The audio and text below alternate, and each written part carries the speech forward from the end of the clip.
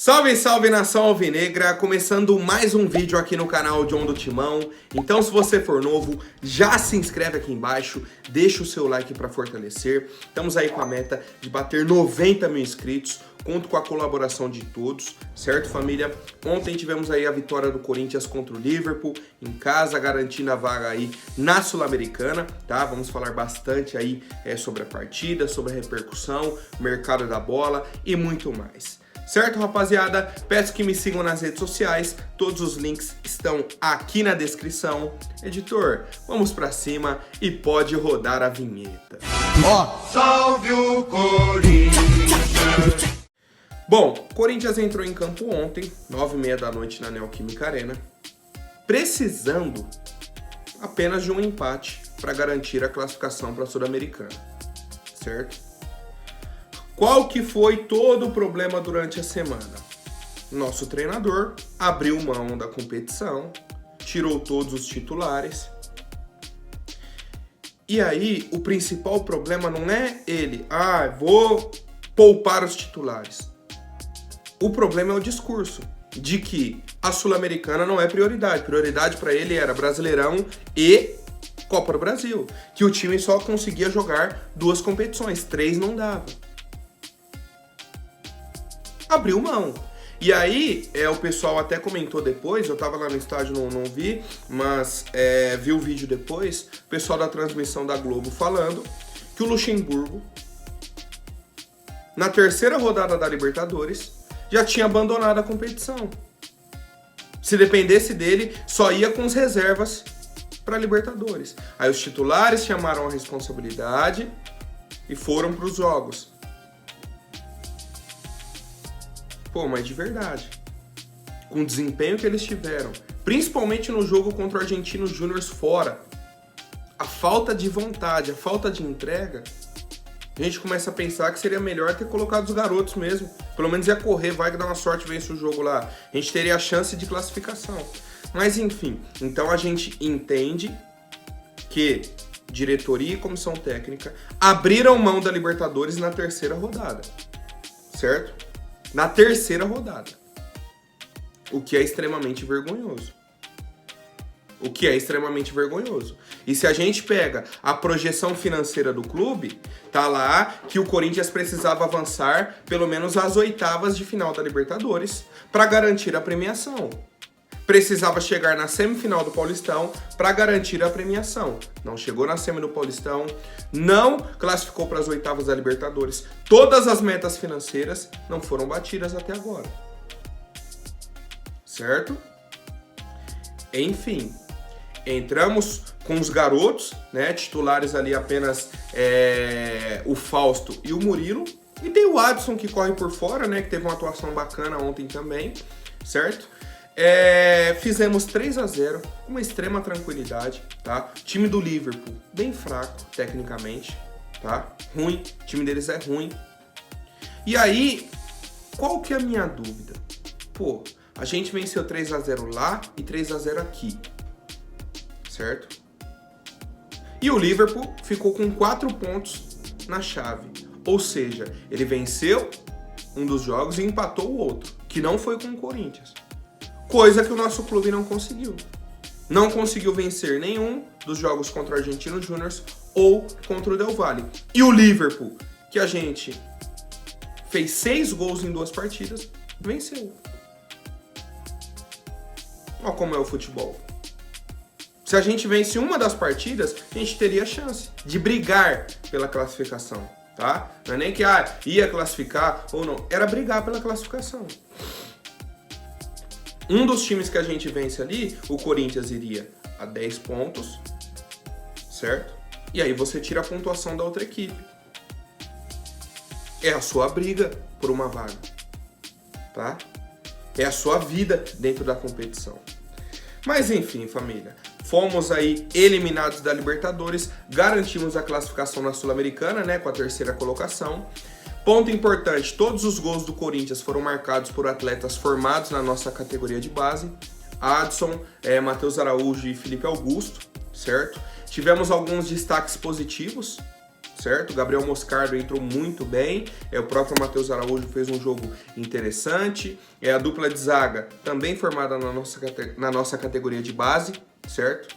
O Carlos Miguel fez um jogaço, certo?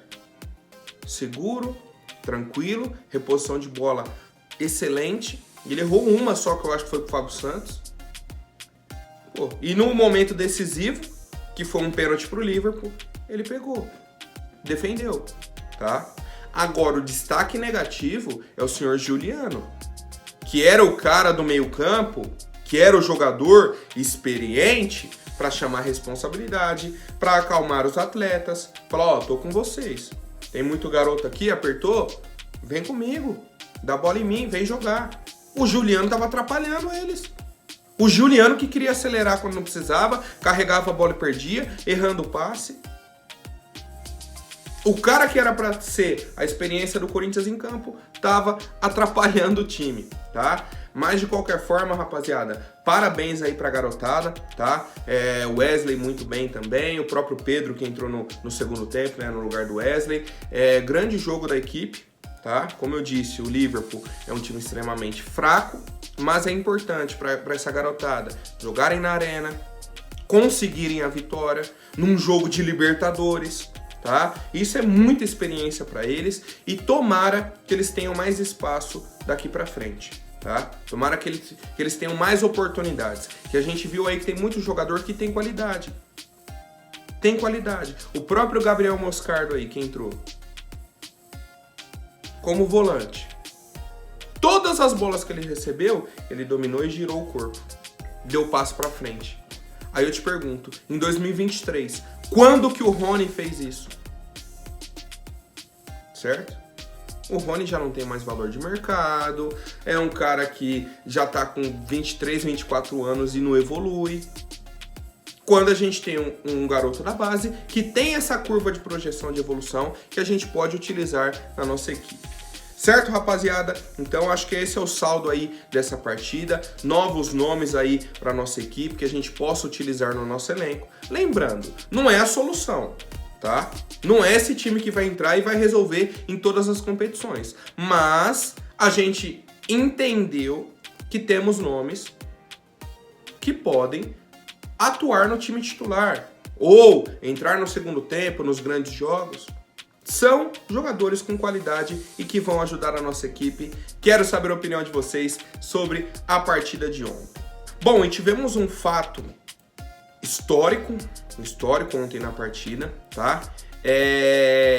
As torcidas organizadas do Corinthians entraram, normal, e ficaram em silêncio até os 35 minutos do primeiro tempo.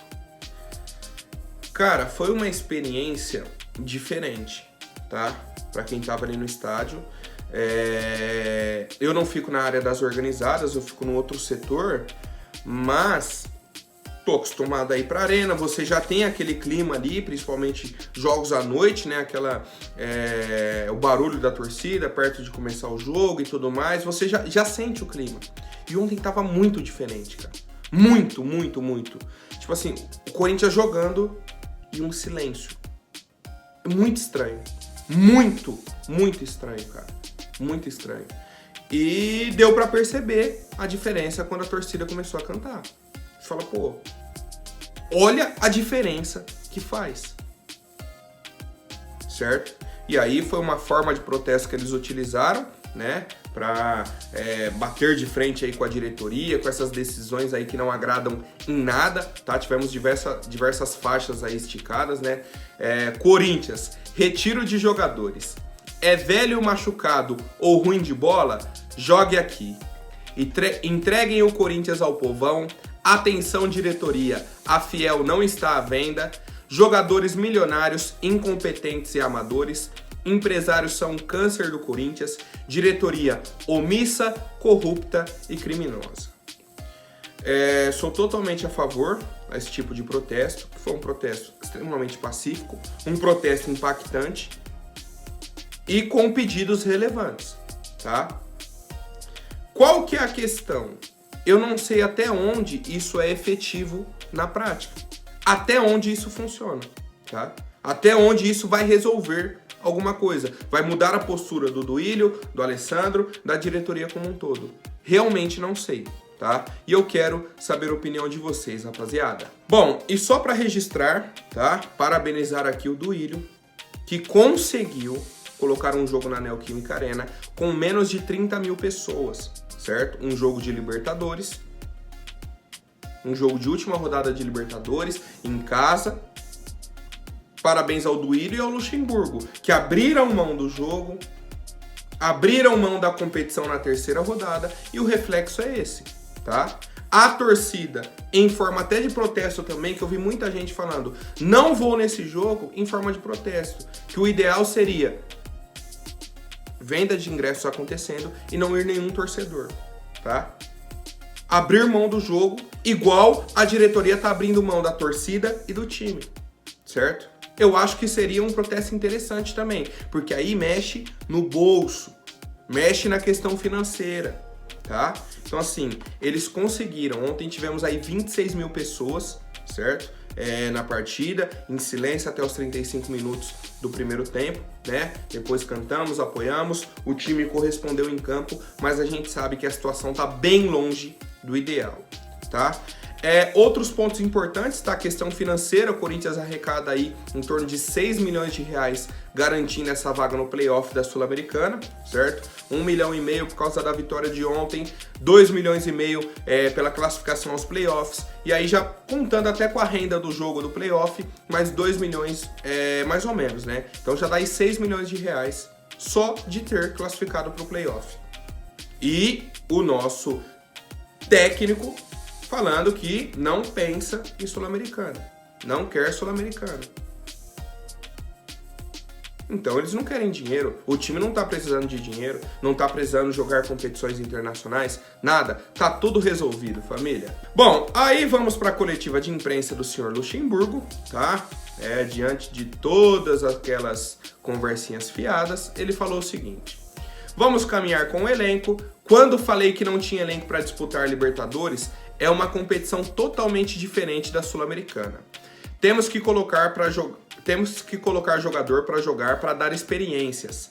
Vai depender muito do momento, dos adversários que vamos ter pela frente, ter equilíbrio com a diretoria. O que eu penso, e já conversei com o Duílio e o Alessandro, é que temos a Copa do Brasil, uma competição de 6 jogos para ganhar. E no Brasileiro, uma busca da Libertadores para que a gente possa ir.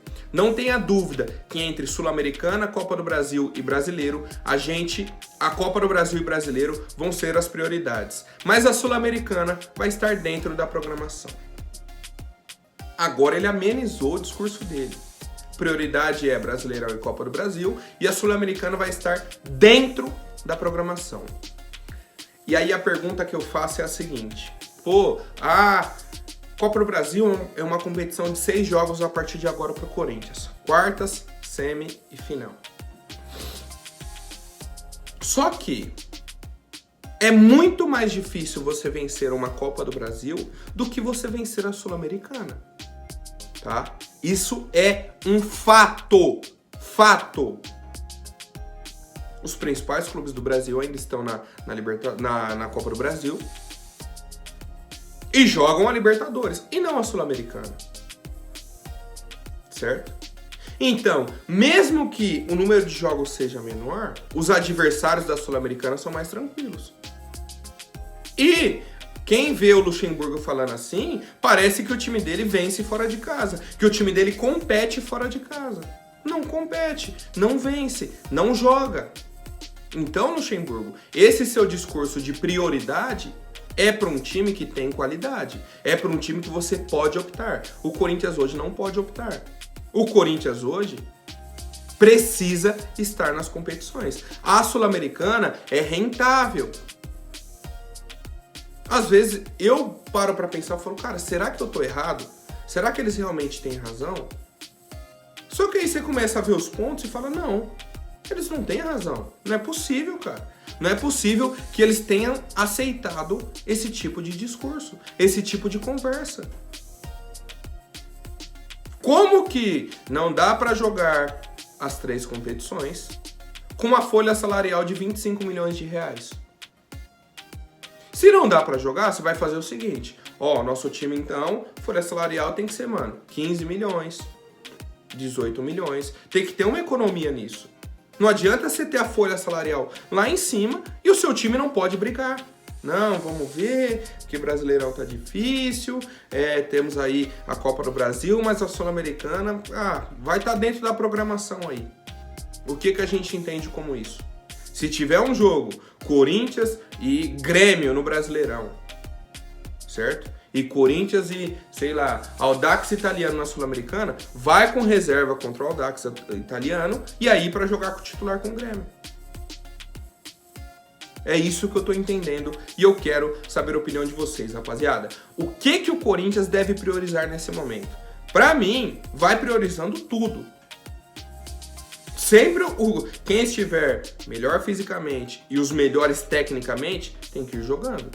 Um ou outro jogo dá pra você programar, certo? Se faz um resultado bom num jogo de ida do mata-mata, na volta você pode equilibrar o time, pode ajustar, tá? Só que depende do primeiro desempenho, depende de jogos fora de casa, dos resultados dentro do Brasileirão. Certo, família? Comentem aí, por favor. Bom, e aí por fim, o senhor Alessandro Nunes, um excelente gestor de futebol, né? Um cara assim exemplar, veio a público e falou, ó: para pagar valores tão importantes, você também precisa arrecadar. Uma das formas de arrecadação, além da bilheteria e dos nossos parceiros e patrocinadores, é a venda de atletas. Estamos em plena negociação de uma, porque se faz necessário realizar uma venda para pagar conta. Não estou falando isso para justificar o que está sendo questionado, que é o número da venda de 50% dos direitos do Pedro. É um número que avaliamos sim ser importante e que, se finalizarmos os detalhes, tudo deve ocorrer para que a gente finalize essa venda e quem sabe até outras, se forem importantes, e a gente entender que vão ser boas para pagar nossas contas, que não são poucas, tá? Então, cara, o Alessandro confirmou negociação pelo Pedro, não confirmou a venda ainda, disse que estão finalizando os detalhes. Ele confirmou a chegada do Rojas, tá? Para segunda-feira. Ele falou que a diretoria está trabalhando muito para cortar esse transfer ban até segunda-feira, para que já façam a inscrição do Rojas. Qual que é a questão para mim? Qual que é a questão principal? Cara, a gente viu ontem diversos jogadores jovens. Citei o Gabriel Moscardo, entrou o Rian em campo, tá? Felipe Augusto, o Wesley, o Léo Maná, que entrou no segundo tempo também, Giovani, Matheus Araújo, Murilo Caetano. Beleza, temos jogadores da base. A gente entende que esses jogadores serão importantes para a reestruturação financeira do clube, certo? A questão é, se a diretoria chega e fala, ó, temos uma proposta muito boa pelo Pedro, uma proposta muito boa por fulano, ciclano e beltrano. Precisamos vender. A torcida vai falar, beleza. Esse dinheiro a gente vai trazer peça de reposição, vai pagar as contas e vai dar um alívio para o Corinthians. Vamos fazer mais de 100 milhões de reais com essas vendas. Mais de 200 milhões, certo? Vai dar um respiro para o time. Você fala, pô, beleza, a gente precisa vender. O que a gente está debatendo não é vender ou não o Pedro. O que a gente está debatendo é o valor. O valor pelo qual o Corinthians está negociando o Pedro. E aí, qual que é a questão que vem irritando cada vez mais a torcida? Primeiro, a proposta era 17 milhões. Aí, ficou entre 12 e 9. 12 parcelado e 9 à vista. A informação que tivemos é que esses 9 agora já serão parcelados.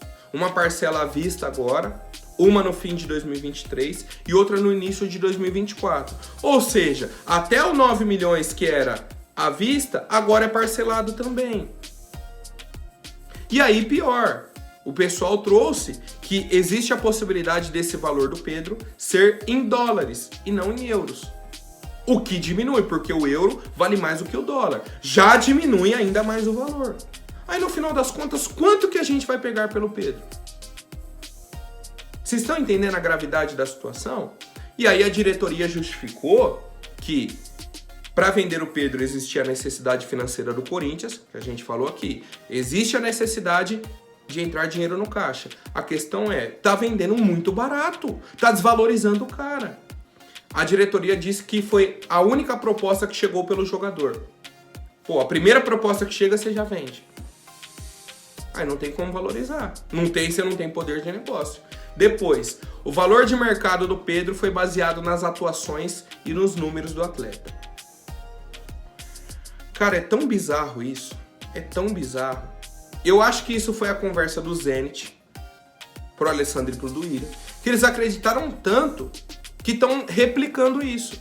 Falaram, pô, o cara tem poucos jogos no profissional, o número de gols dele é baixo e tal, não fez gol ainda no profissional. Então não dá pra pagar um valor tão alto. A diretoria é verdade, né? Pô, os caras têm razão, vamos vender.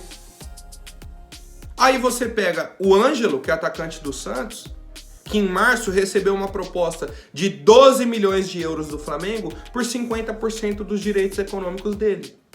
O Ângelo tem 130 jogos pelo Santos e 5 gols. Ele subiu em 2021. Recebeu uma proposta de 12 milhões de euros. Agora o Pedro, de 17 anos, com a potência da base do Corinthians, a gente vai vender por 9. E olhem só, o Santos recebeu a proposta de 12 milhões de euros por 50% dos direitos. Então a mesma porcentagem de Pedro e Ângelo. E o Santos falou, o valor é considerado baixo. Não vendeu. Certo? Não vendeu. Veio agora uma proposta de 15 milhões de libras. Libra vale mais que o euro. Do Chelsea. E os caras aceitaram. Ou seja, segurou, ia vender por 12, segurou, vendeu por 15. O Corinthians ia vender por 17, caiu para 12. Veio para 9 milhões de euros, que caiu para 9 milhões de dólares e parcelado ainda. Pô, se isso não é uma palhaçada, um amadorismo, uma brincadeira com a torcida, eu não sei mais o que é. Isso que o Ângelo tem, 130 jogos, 5 gols. Então vamos seguir a lógica aí do Duílio e do Alessandro. Números. Ah, desempenho em números. O Ângelo tem, subiu em 2021, 130 jogos, 5 gols. O Adson tem 100 jogos e 13 gols. Também subiu em 2021. Então, a média do Adson é muito melhor que a do Ângelo. O Ângelo saiu por 15 milhões de libras, 50%. O Corinthians tem que vender o Adson aí, no mínimo, por 18 milhões a 50%. 50%. O valor total do Adson tem que passar em muito aí o Ângelo. Não é assim que vocês estão baseando? Números? Atuações? Aí na hora que vender o Adson, não, porque o Adson é um jogador já mais velho e tudo mais. Todo mundo consegue negociar, consegue elevar o valor da venda. A nossa diretoria não, desvaloriza o próprio atleta para tentar justificar a palhaçada que eles estão fazendo, tá? Então, rapaziada, de verdade, tem muita gente que acredita nisso. Não, realmente o Pedro não mostrou ainda o futebol no time principal. A, B, C, D, E, um monte de argumento. A questão é, a nossa diretoria é amadora. É simples. O Santos tá com a corda no pescoço em questão financeira, o time extremamente ruim, vê a proposta de 12 milhões de euros, segurou o cara, vendeu por 15. O Corinthians, na primeira proposta, diminui o valor, parcela, para vender o cara. Uma potência da base. Então é isso, rapaziada. Quero saber a opinião de vocês. Por hoje é isso. Amanhã eu volto com mais novidades sobre o nosso Coringão. Até mais, um forte abraço e vai Corinthians!